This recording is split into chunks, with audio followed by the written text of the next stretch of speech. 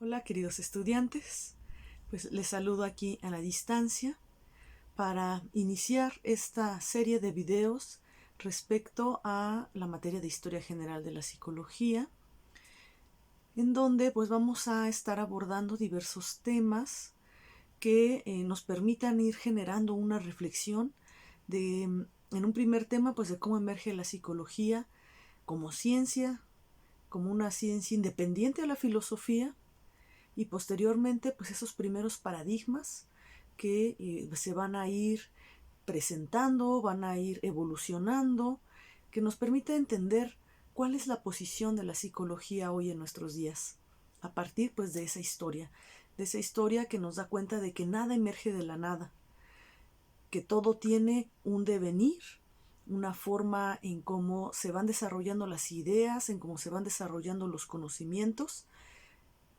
a través de ciertas aseveraciones que en su momento fueron tomadas como verdades y conocimientos que finalmente fueron evolucionando para dar cuenta de aquello que había sido planteado quizás de una forma errónea, y pero que a partir también de lo cual permite ir construyendo un conocimiento pues más certero. En este caso, en el campo de la psicología, pues aquello que tiene que ver con lo que es el ser humano, con lo que es la vida anímica, con lo que tiene que ver con nuestra forma de entendimiento, de raciocinio, propio como especie humana, que nos hace diferentes de otras especies animales, que es pues esta capacidad de entendimiento, esta capacidad para poder formar y generar ideas, y que a final de cuentas ha sido una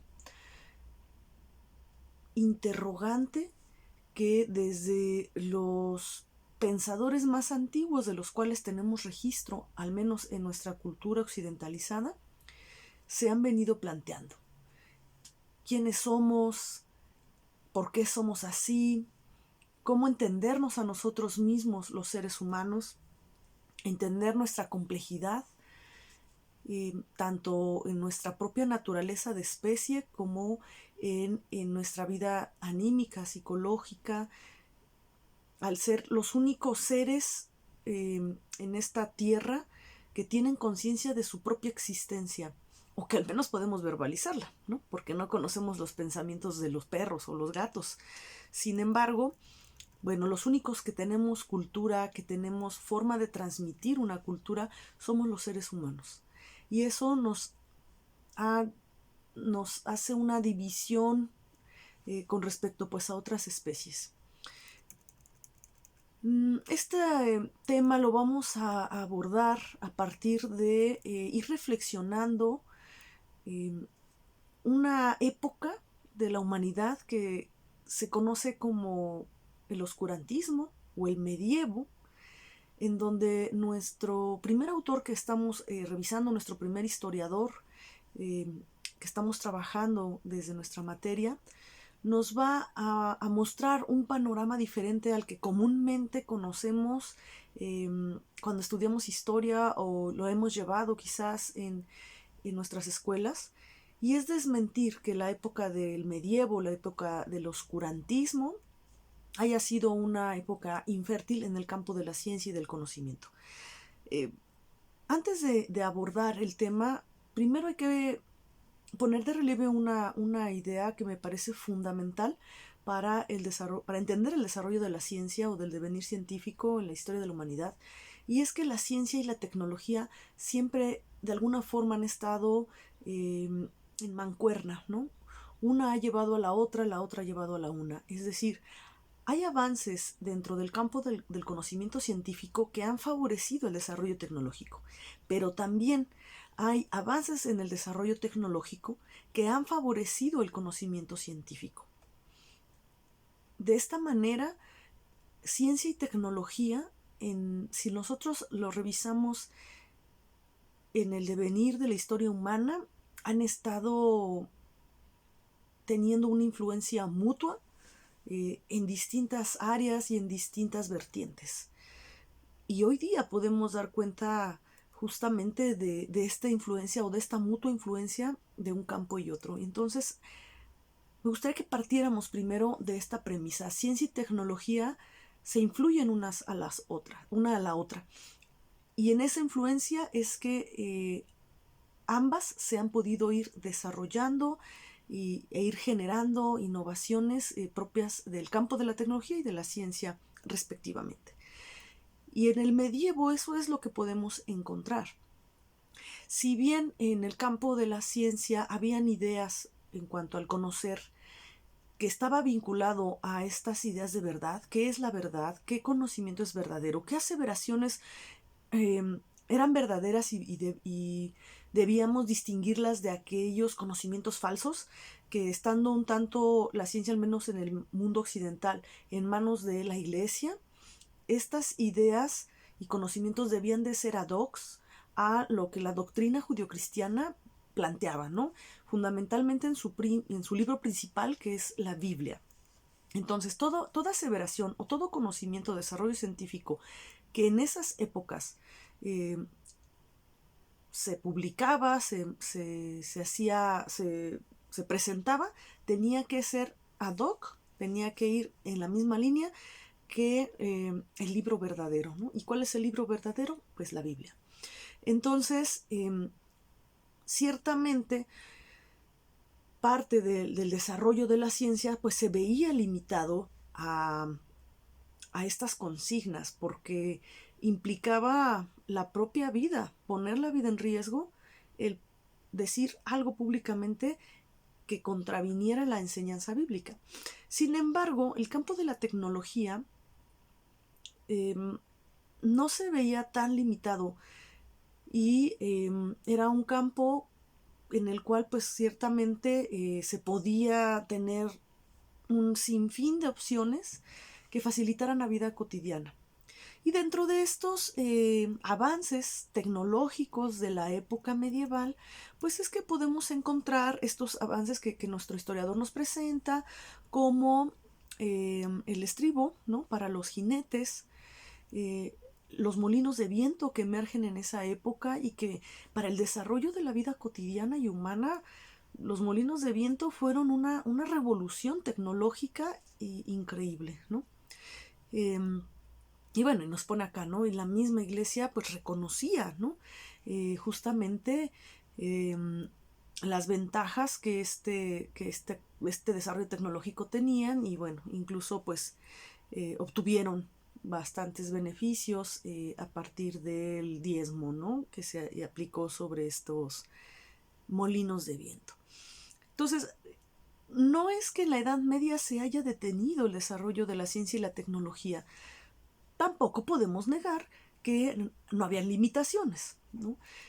Con la Santa Inquisición de esa época, pues había que ser muy cuidadosos en aquello que se decía públicamente y más en el conocimiento de la naturaleza humana.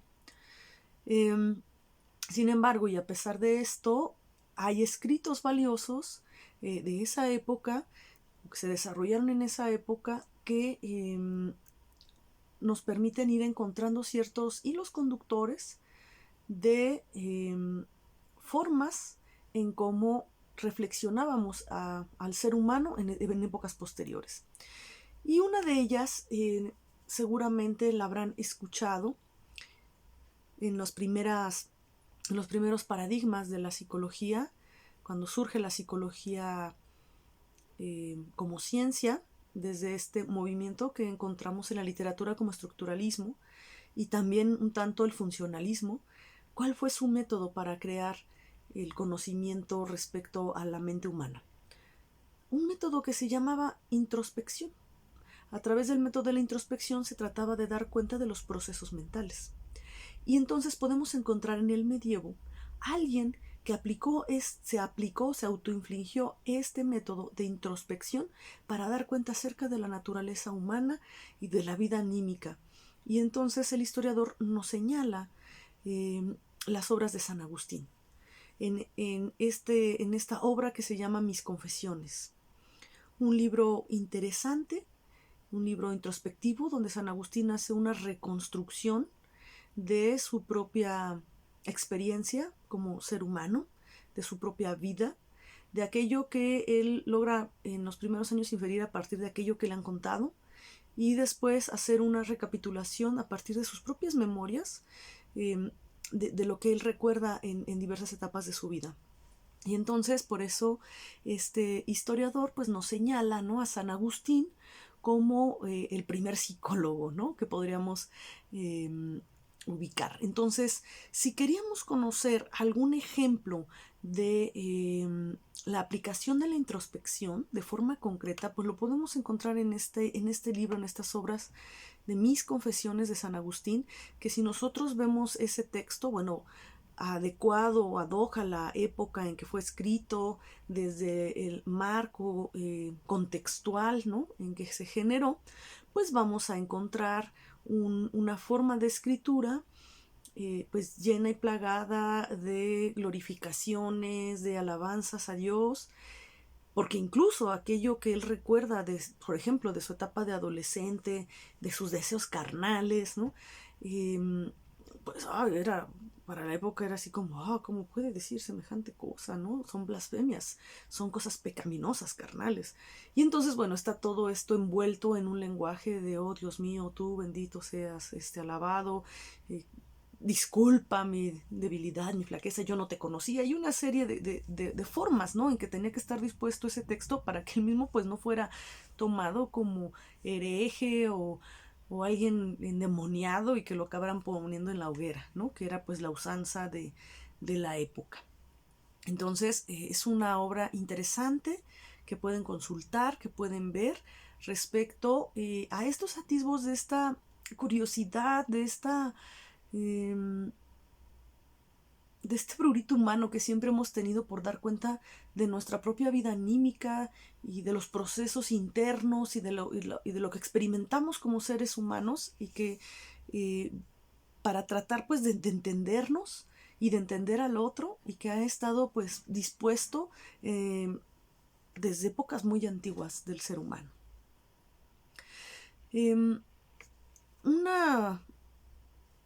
Un dato importante también en la gestión del conocimiento, y también que tiene cierta relevancia, no solo, bueno, para todas las ciencias, pero obviamente incluida la psicología, que es la ciencia que a nosotros nos interesa porque es la que estudiamos, es la emergencia de las universidades. La modalidad de la universidad no es algo que haya existido siempre. A veces nada más vemos como de manera muy escueta, lejana y aislada pues las transmisiones que se hacían en la antigüedad con los griegos, con los filósofos griegos, con la academia, ¿no?, que está ahí dispuesta desde Platón, me parece. Y de repente no sabemos cómo se transmitía el conocimiento, o cómo se ha transmitido el conocimiento, o en qué momento emergen las universidades, o esta figura, ¿no?, de forma de transmisión de conocimiento dentro de la humanidad. Y entonces, bueno, el historiador nos da este dato, un dato muy rico, que pues también nos deja reflexionando mucho, porque es hasta finales del siglo XII, principios del siglo XIII, cuando emergen las primeras universidades en el mundo, y pues emergen en Bolonia y en París, ¿no?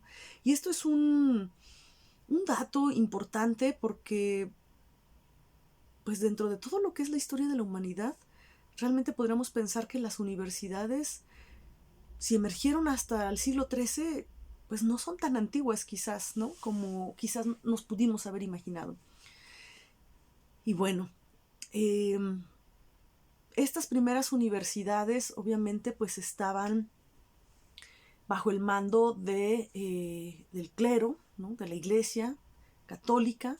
Después vienen estos pleitos entre iglesia y reyes, y pues empieza a prohibir, ¿no?, a las poblaciones, dependiendo de qué bando eran, la asistencia a tales universidades, y esto pues es lo que condujo a que se fundara la Universidad de Oxford, y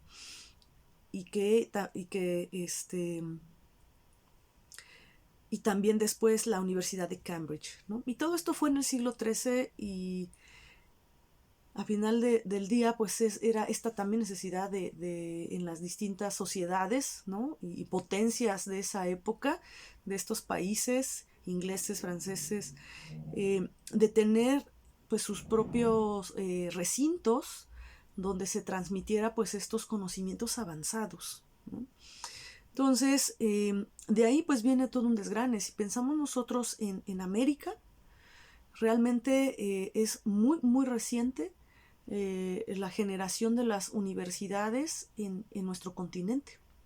Si en el continente europeo fueron en el siglo XIII, en nuestro continente las primeras universidades, y estamos hablando de las universidades norteamericanas, emergen hasta el siglo XIX. Es decir, los intelectuales de nuestro continente tenían que irse a formar a estas universidades europeas. Obviamente solamente iban las personas que tenían cierto poderío económico para poder mandar a sus hijos a Europa a educarse, ¿no? Y ese dato ahí es importante que lo tengamos guardadito en un cajoncito, porque esto lo vamos a recuperar pues más adelante, cuando vayamos entendiendo cómo emergen en particular pues el movimiento del funcionalismo, ¿no? Entonces, bueno, a pesar de las enfermedades y la guerra que se presentaron a lo largo del siglo XIV y del siglo, bueno, desde el siglo XIII, desde el siglo XIV hasta el siglo XV, dices, vamos a encontrar después de ese tiempo de obscurantismo que no solamente tuvo que ver por el gran control del desarrollo intelectual que tenía la Iglesia, sino también por todas estas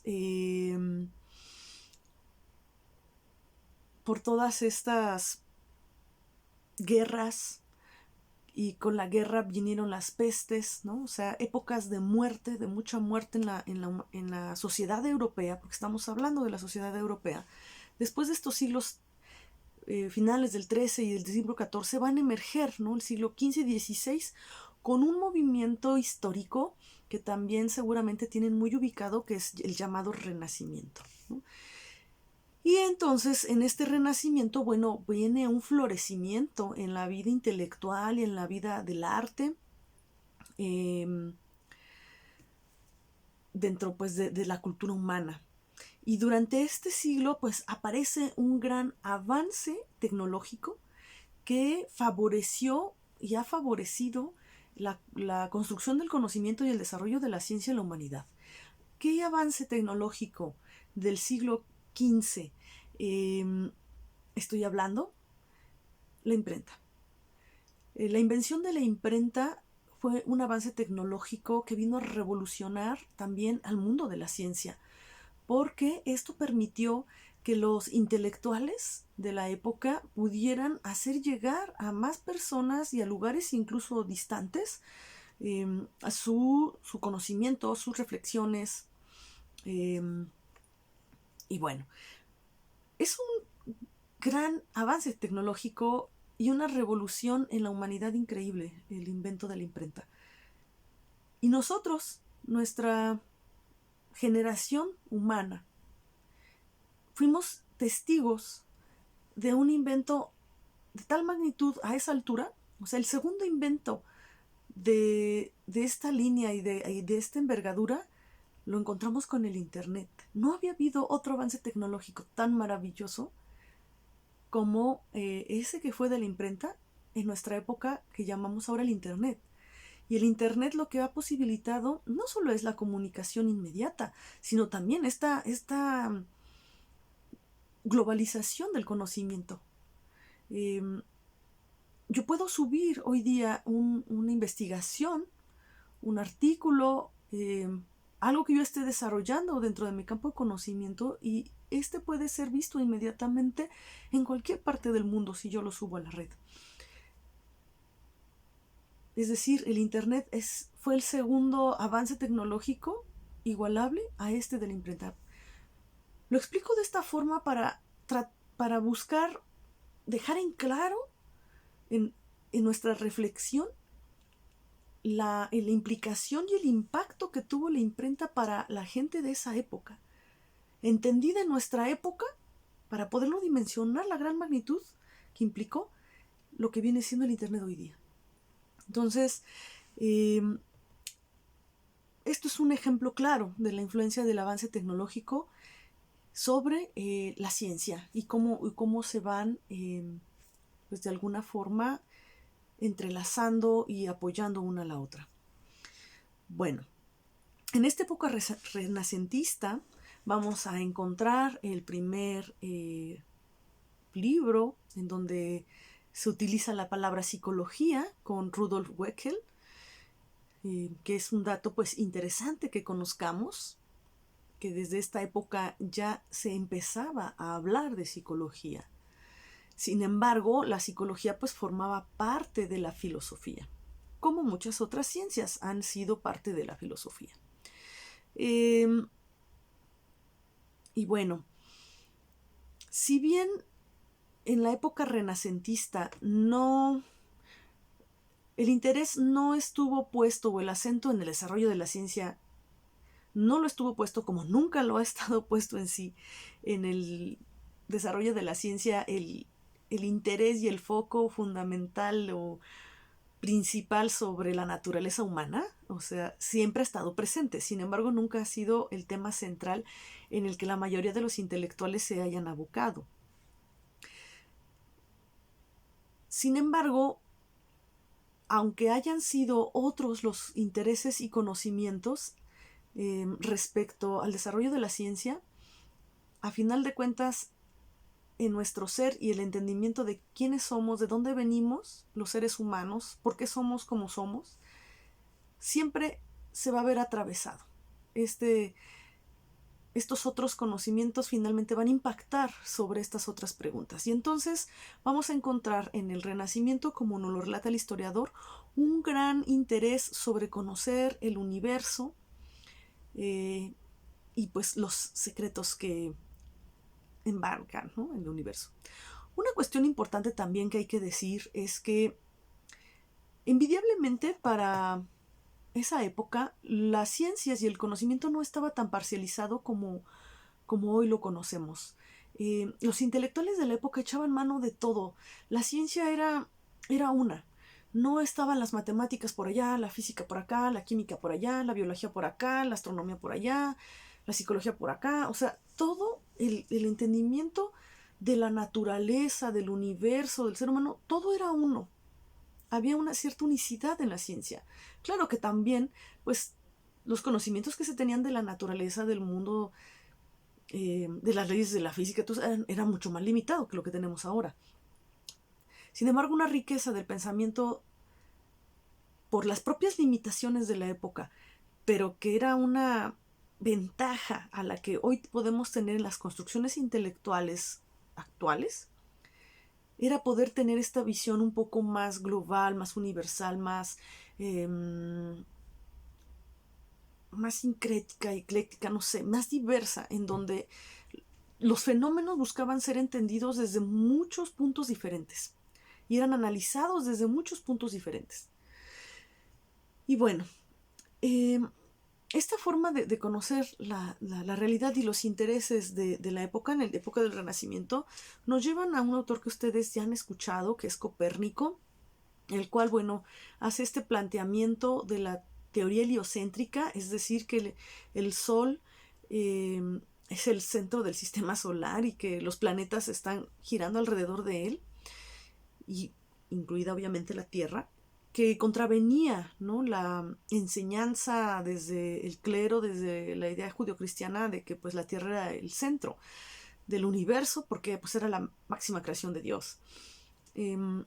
Copérnico escribe esta obra que bueno, se publica en su lecho de muerte porque hacer una aseveración de tal naturaleza para su época era una herejía que se pagaba con la vida. Entonces se publica esto ya en su lecho de muerte, muchos años posterior a que realmente él lo escribió. Esperó, creo que alrededor de 30 años para publicar este libro con esta teoría. Sin embargo, bueno, hereda este conocimiento al mundo.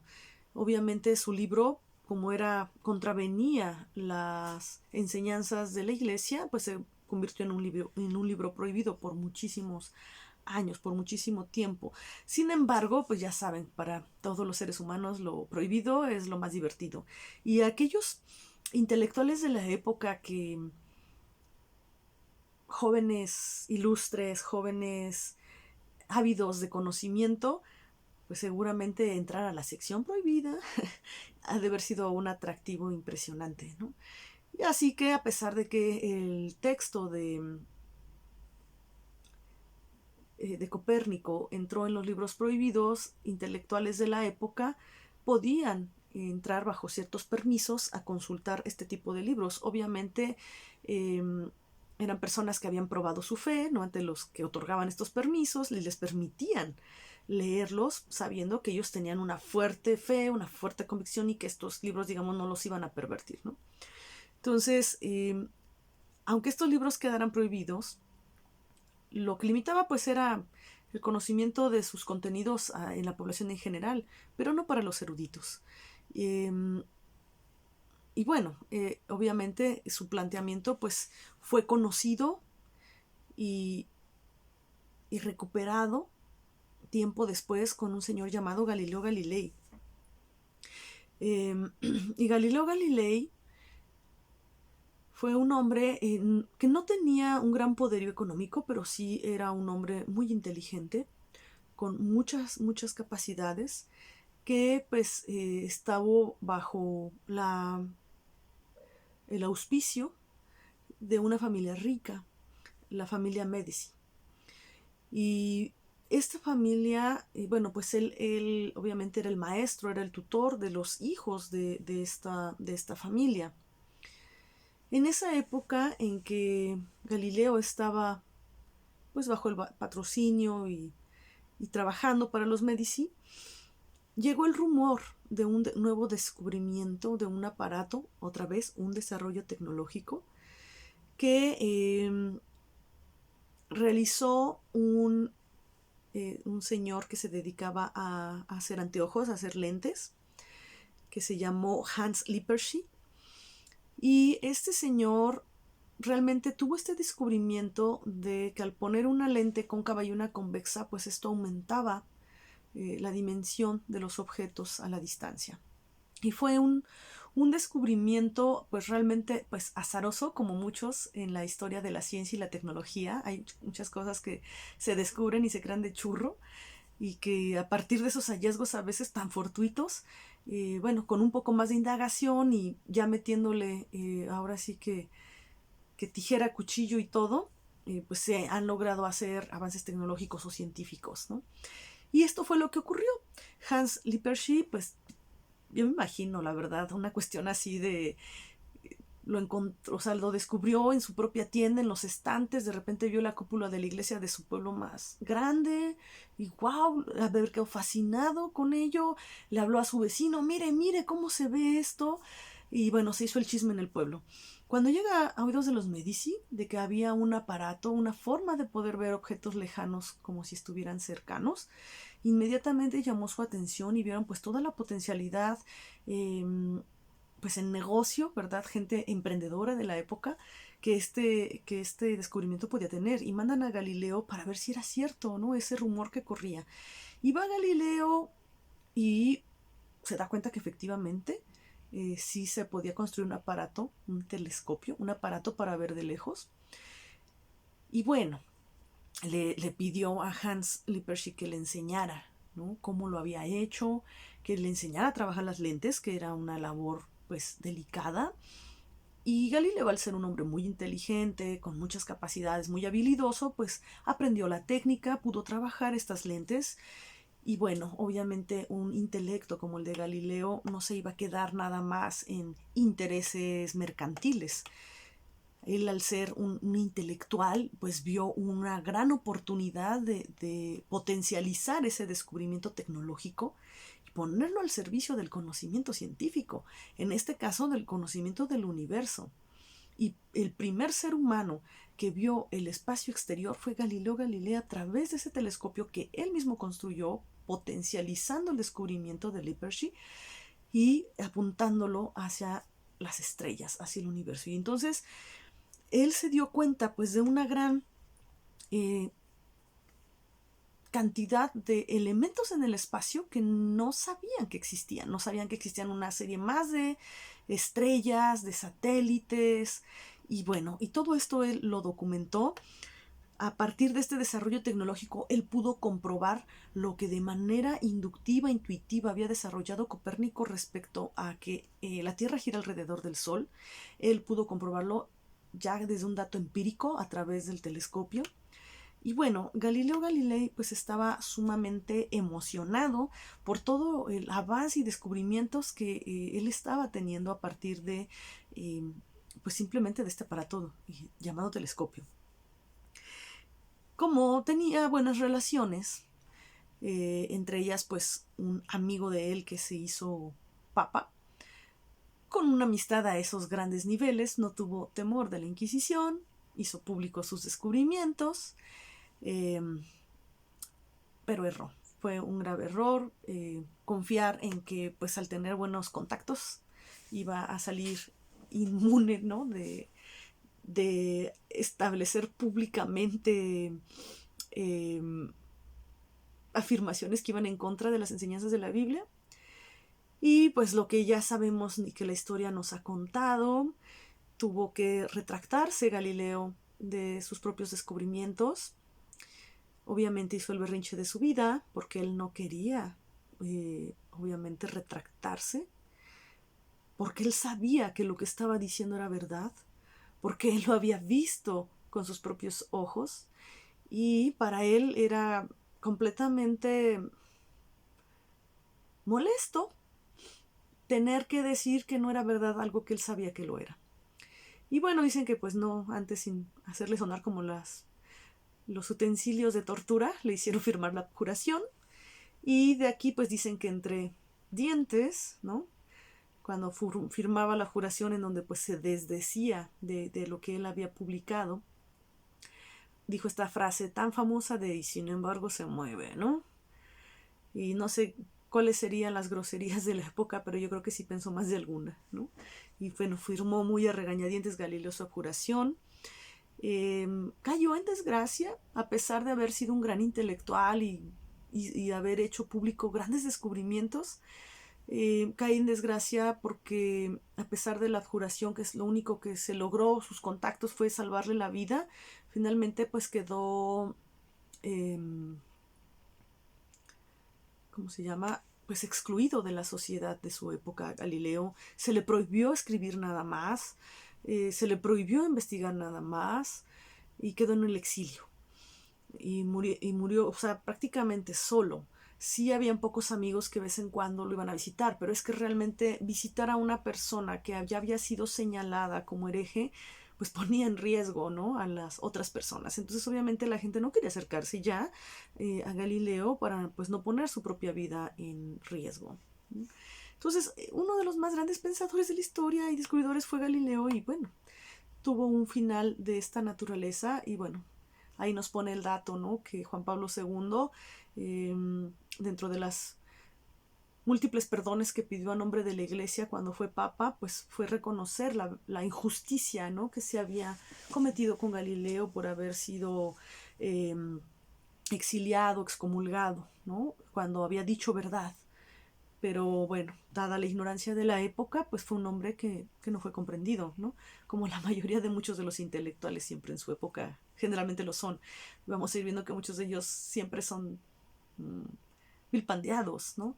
Eh, Muy pocos realmente han podido disfrutar las mieles de un reconocimiento social de sus aportes. Son reconocidos o ya muy en su vejez o son reconocidos pues ya post-mortem, ¿no?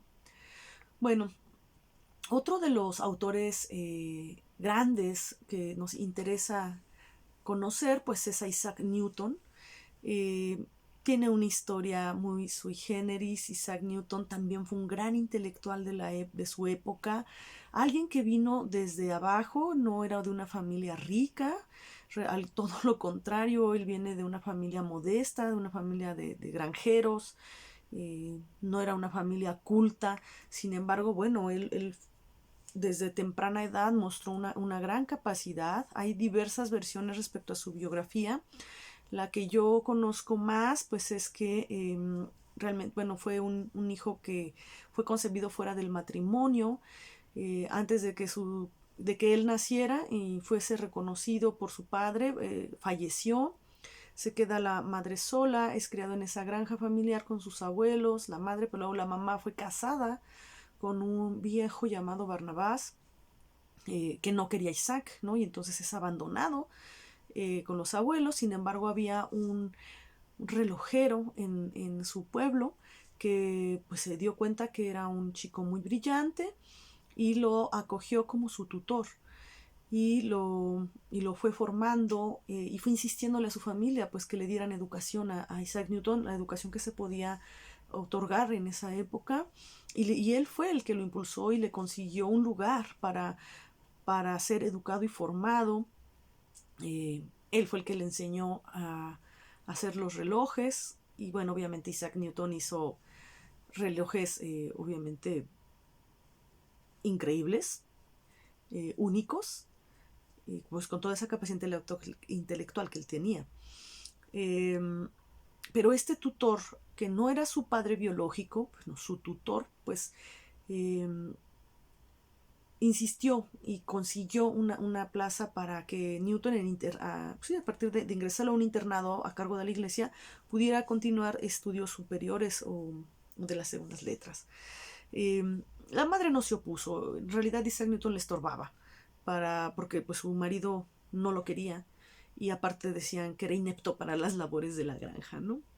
Entonces, y no lo dudo, un pensador de la talla de él, yo me imagino que lo ponían a barrer la paja del establo y pues de repente ya volaba la paja y se quedaba viendo a ver cuánto tiempo tardaba en caer, ¿no? Fascinado por los elementos de la naturaleza y todo lo que él en su mente podía imaginar y reflexionar. Y pues ya me imagino ahí media hora y no haber barrido prácticamente nada, sino viendo cómo cae la paja, ¿no? Y tratar de calcular el tiempo en que cada paja caía sin barrer nada, y ya llegando la madre, ¿qué estás haciendo? ¿Por qué no has acabado? ¿No? Imagínenselo, así, por eso creían que era inepto, ¿no? Para las labores de las granjas y todo eso. Y pues era un gran intelectual desde que era pequeño, desde muy joven, con una gran capacidad reflexiva, analítica impresionante.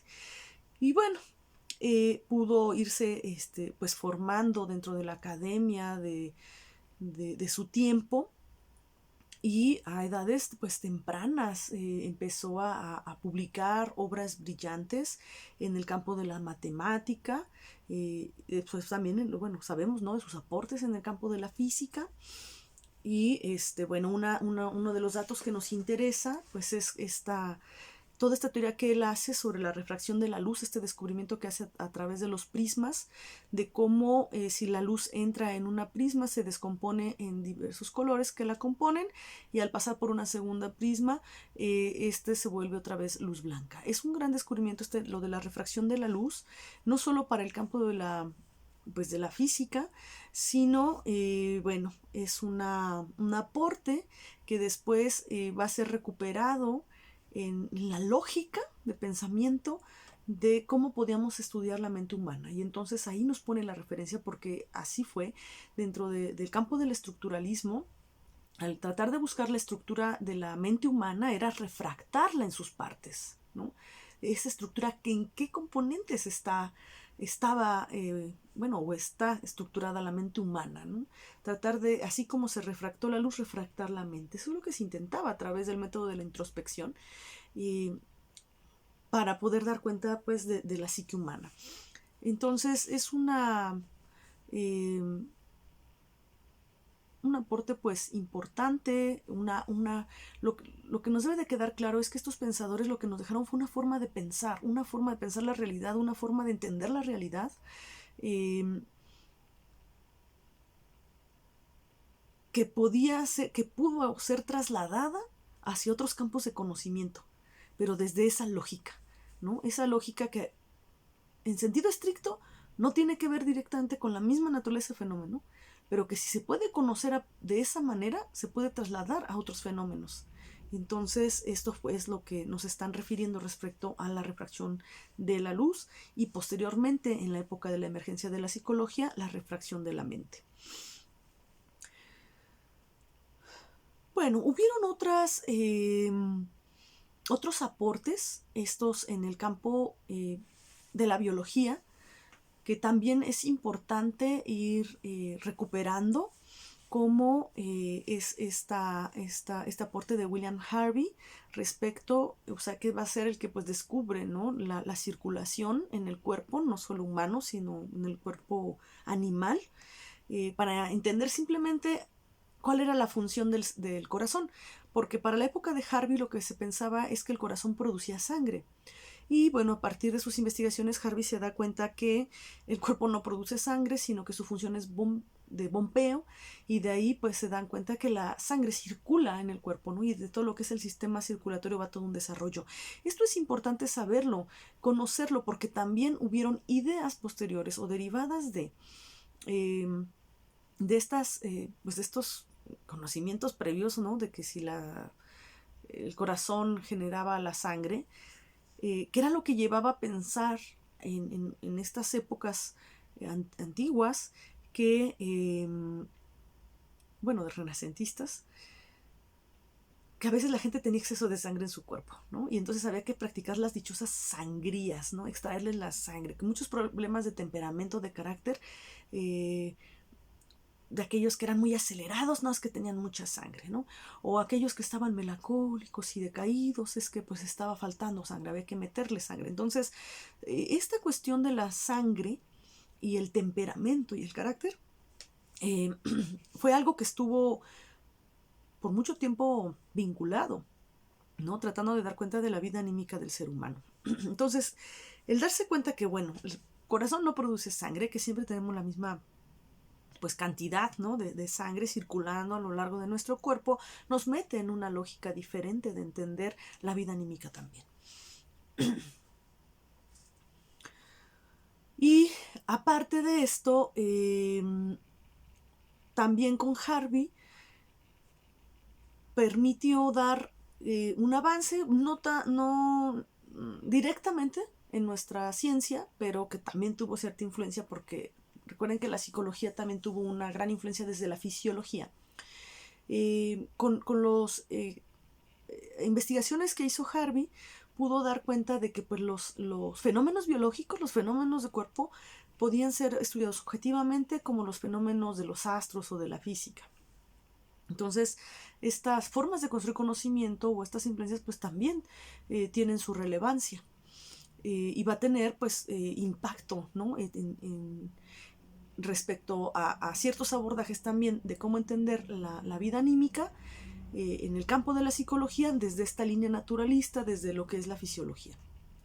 Y bueno, el último autor que vamos a abordar en este video pues es René Descartes, un gran autor, un gran pensador, la verdad envidiable su vida y las condiciones de vida. Yo envidio a René Descartes, no solo por su capacidad intelectual, que es innegable, sino por todo su contexto, ¿no? Para empezar, venir de una familia acaudalada al punto de no tener que preocuparse por ganarse la vida, sino realmente poder abocar su vida a pensar, a crear conocimiento, es envidiable, ¿no? Realmente es envidiable nacer con una capacidad intelectual de esta naturaleza, pero aparte con una condición económica que le permitió explotar y aprovechar a lo máximo su capacidad intelectual. Y obviamente también provenir de una familia con recurso económico, con renombre, le permitió pues tener un lugar, ¿no?, en las mejores escuelas de su época y de su contexto. Entonces realmente pues tuvo una muy buena formación Descartes, aparte una personalidad particular y peculiar, como muchos intelectuales igual, ¿no?, que podemos conocer desde su biografía. Y bueno, dentro de las cosas interesantes o datos de lavadero muy buenos de Descartes, pues era esta posibilidad y cómo él también se hacía las condiciones para permanecer en cama hasta tarde, ¿no? Para él las mejores ideas le venían en la mañana y estando en sus aposentos, ¿no? Entonces, rico, con una gran capacidad intelectual, asistiendo a las mejores escuelas, y pues bueno, con toda esa inteligencia y toda la capacidad que él tenía, yo no, de verdad todavía no me puedo imaginar cómo pudo, o si fue por el dinero, o cómo pudo lograr convencer al rector de su universidad para que le dispensaran las faenas matinales y aduciendo una salud delicada, que bueno, finalmente sabemos que sí la tenía, y no me voy a adelantar en esa historia, pero bueno, sí la tenía. Le permitían quedarse en cama. Aún estando en la escuela, no tenía que levantarse a los rezos matinales ni a las faenas matinales, lo cual yo creo que ha sido la envidia de sus compañeros de Descartes, porque pues él sí se quedaba hasta tardecito, ¿no? Ya que hacía calorcito, que ya no hacía frío, y mientras se había quedado en cama, pensando, desarrollando sus ideas y sus reflexiones, y tenía ese tiempo y esa posibilidad para pensar. Por eso les digo envidiable.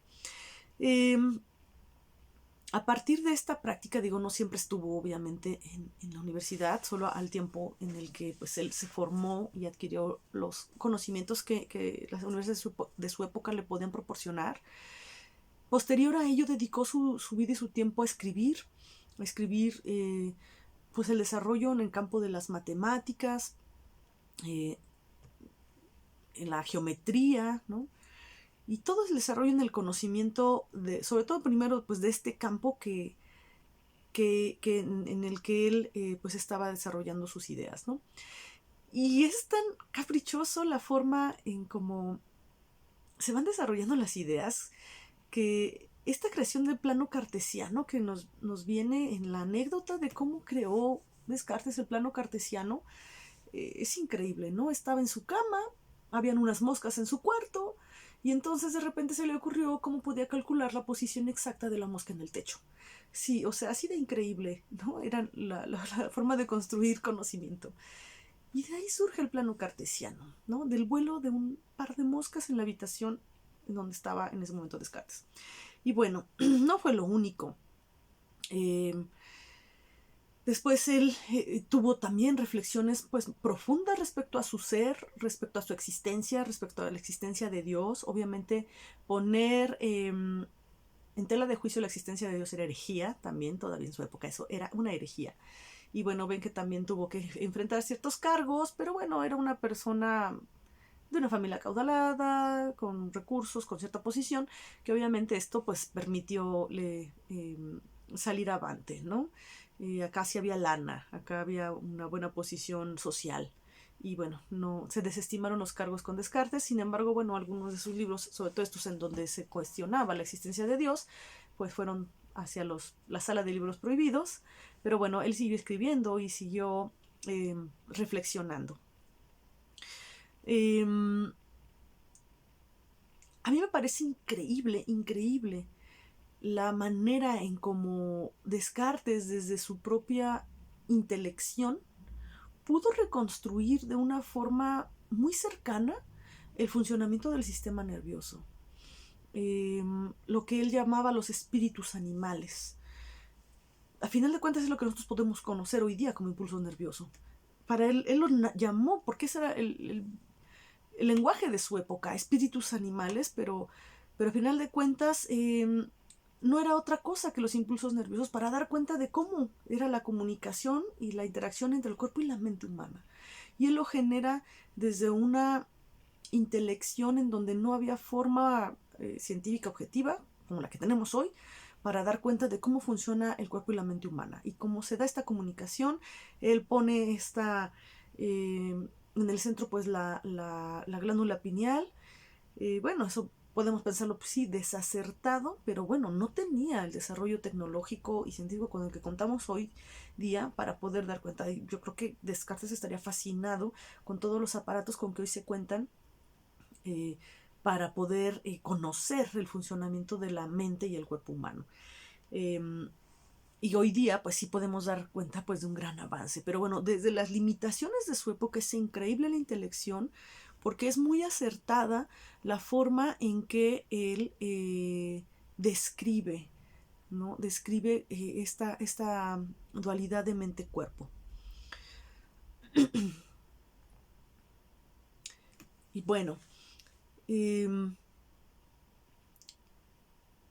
decíamos que lamentablemente, como muchas historias de grandes pensadores y científicos, en el caso de Descartes, pues fue un hombre que por su intelecto llamó la época, también de grandes figuras como la reina Cristina, que al ser conocido él como un hombre sabio, pues ella quería ser educada por este hombre sabio para que le enseñara el camino de Dios. Y lo manda a llamar amablemente, mandándole un ejército de su imperio para invitarlo a ser su profesor, y pues obviamente invitación a la que no pudo negarse al ser tan irresistible. Y es llevado pues allá con la reina, que aparte era caprichosa y quiso sus clases a las 5 de la mañana. Y pues el buen Descartes, que en su vida había madrugado y salido a horas tan tempranas de su cama, pues le dio neumonía, como era de esperarse, a alguien que no está habituado a semejante maltrato a su cuerpo.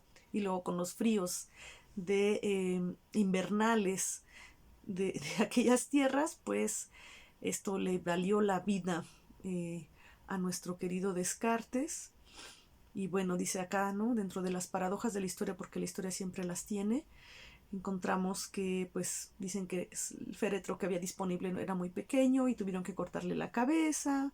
Sabrá Dios si realmente fue por eso o porque la reina Cristina se molestó porque se le murió su profe, o quién sabe. El chiste es que le quitaron la cabeza a Descartes, y dice, y mente y cuerpo nunca, que diga, cabeza y cuerpo nunca se volvieron a encontrar.